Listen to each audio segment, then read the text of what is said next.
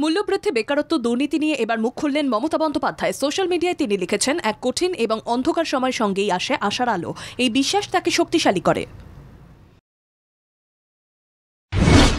বেআইনি নির্মাণ ঠেকাতে প্রযুক্তির উপর জোর পুরো কর্তৃপক্ষের, পাশাপাশি জুনিয়র আর্কিটেক্ট পদে লোক নিয়োগের জন্য পরিকল্পনা। নির্মাণের ক্ষেত্রে বিশেষজ্ঞদের প্রয়োজনীয়তা অনুভব করেই নিয়োগের প্রস্তুতি শুরু। ঈদ উপলক্ষে মেট্রো কর্তৃপক্ষের বিজ্ঞপ্তি জারি। বৃহস্পতিবার ব্লু লাইন অর্থাৎ দক্ষিণেশ্বর কবি সুভাষ রুটে 288টি মেট্রোর জায়গায় আপ ও ডাউন মিলিয়ে চলবে 234টি মেট্রো।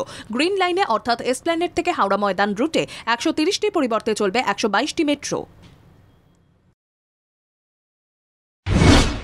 ঈদ উপলক্ষে প্রকাশিত বিজ্ঞপ্তি অনুসারে সল্টলেক সেক্টর 5 থেকে শিয়ালদহ রুটে 106টি মেট্রোর পরিবর্তে আপ ও ডাউন মিলিয়ে চলবে 90টি মেট্রো। তবে প্রথম ও শেষ মেট্রোর সময় থাকছে অপরিবর্তিত।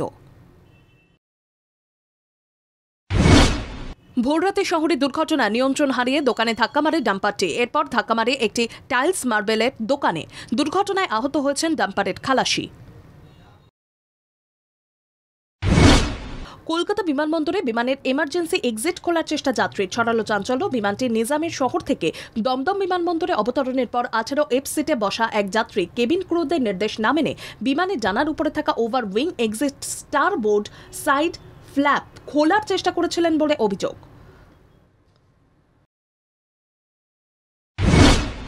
বিজেপিতে অন্তর্দ্বন্দ্ব বাড়ছে। বনগাঁয় শান্তনুকে নিয়ে অসন্তুষ্ট বিজেপি নেতাদের একাংশ। শান্তনুর বেফাঁস মন্তব্যে বাড়ছে বিড়ম্বনা। শান্তনুকে সেন্সর করার জন্য দিল্লির কাছে দাবি রাজ্যের নেতাদের।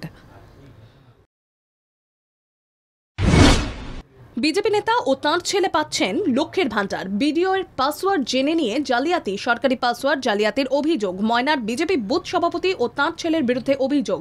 জালিয়াতিতে গ্রেফতার ময়নায় বিজেপির বুথ সভাপতি সহ গ্রেফতার 3। মৌরিগ্রাম রেল স্টেশনের পাশেই রেলের একটি লোহার জলের ট্যাঙ্কের জরাজীর্ণ অবস্থা রয়েছে। যখন তখন ভেঙে পড়ার আশঙ্কা। আতঙ্কে দিন কাটাচ্ছে ট্যাঙ্ক সংলগ্ন বাড়িগুলির বাসিন্দারা। রেলকে জানালেও প্রতিশ্রুতি মিলেছে, তবে কাজ হয়নি। ক্যাম্পাসের অন্তরে ঘোরাফেরায় হ্রাস। বিশ্ববিদ্যালয়ের ওয়েবসাইটে প্রকাশিত এক বিজ্ঞপ্তি, সেখানে লেখা রয়েছে, পঠন পাঠনের সময় ক্যাম্পাসে যেখানে সেখানে ঘোরা যাবে না। ছাত্রছাত্রী থেকে অধ্যাপক সকলের ক্ষেত্রে এই নিয়ম চালু করা হচ্ছে। স্বাভাবিকভাবেই এই হেন বিজ্ঞপ্তির ঘিরে দানা বেঁধেছে বিতর্ক। ইডির গ্রেপ্তারির বিরোধিতায় হাইকোর্টে ধাক্কা খাওয়ার পর সুপ্রিম কোর্টে দ্বারস্থ দিল্লির মুখ্যমন্ত্রী অরবিন্দ কেজরিওয়াল মঙ্গলবার তার আবেদন খারিজ করার পাশাপাশি উচ্চ আদালতের তরফে 15 এপ্রিল পর্যন্ত জেল হেফাজতের নির্দেশ দেওয়া হয়েছিল। তেলেঙ্গানায় ভারত রাষ্ট্র সমিতির প্রার্থী আয়োজিত সভায় যোগ দিয়ে বরখাস্ত হলেন 106 জন সরকারি আধিকারিক। ওই প্রার্থীর নাম পি ভেঙ্কটরাম রেড্ডি। তিনি একজন প্রাক্তন IAS অফিসার। তেলেঙ্গানায় মেদক লোকসভা কেন্দ্র থেকে তাকে প্রার্থী করেছে BRS। কমলনাথের পুত্রই প্রথম দফা নির্বাচনে দেশের সবচেয়ে ধনী প্রার্থী, এমনটাই জানা যাচ্ছে কমিশন সূত্রে। শুধু তাই নয়, শেষ 5 বছরে তার সম্পত্তি বেড়েছে ব্যাপক হারে। হিসেব বলছে 2024 লোকসভা নির্বাচনে ছিন্দ বর্ডার কংগ্রেস প্রার্থী নকুলের সম্পত্তির পরিমাণ 717 কোটি টাকা। ছত্তিশগড়ের দুর্গের কুমহারি এলাকায় ভয়াবহ বাস দুর্ঘটনা। শ্রমিক বোঝাই বাসটি কাজে যাওয়ার জন্য যাচ্ছিলেন। পাহাড়ি রাস্তায় বাঁক নেওয়ার সময় গভীর খাদে পড়ে যায় বাসটি। ঘটনায় মৃত্যু হয়েছে 12 জন শ্রমিকের, আহত একাধিক। ঘটনায় শোক প্রকাশ করে টুইট প্রধানমন্ত্রীর। লোকসভা ভোটের মুখে ভোটারদের জন্য বিশেষ ঘোষণা। ভোট দিলেই খাবারের বিলে 20% ছাড় রেস্তোরাঁয়। তবে এই ছাড় পাওয়া যাবে নির্দিষ্ট সময়ের জন্য। উত্তরাখণ্ডের সমস্ত হোটেল ও রেস্তোরাঁ সংগঠনের সঙ্গে নির্বাচন কমিশনের তরফে মৌ স্বাক্ষর করা হয়েছে। 21 বছর পর দরজা খুলল রাম মন্দিরের। ছত্তিশগড়ের সুকমার কেরালা পেন্ডা গ্রামে অবস্থিত রাম মন্দিরে ফের ভিড় জমালেন স্থানীয় ভক্তরা। পরিষ্কার করা হলো মন্দির চত্বর। বিগ্রহ পরিষ্কার করে ফের শুরু হলো শ্রীরামচন্দ্রের আরাধনা। 21 বছর আগে শুধুমাত্র এই রাম মন্দির ধুলোয় মিশিয়ে দিতে চেয়েছিল মাওবাদীরা।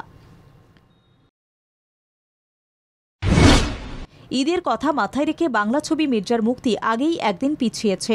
এবার মির্জার পথে হাঁটল চলতি সপ্তাহের 2টি বিগ বাজেটের হিন্দি ছবি ময়দান ও বড়ে মিয়া ছোটে মিয়ার প্রযোজকরা। 10-এর পরিবর্তে 11 তারিখ মুক্তি পাবে ছবি দুটি।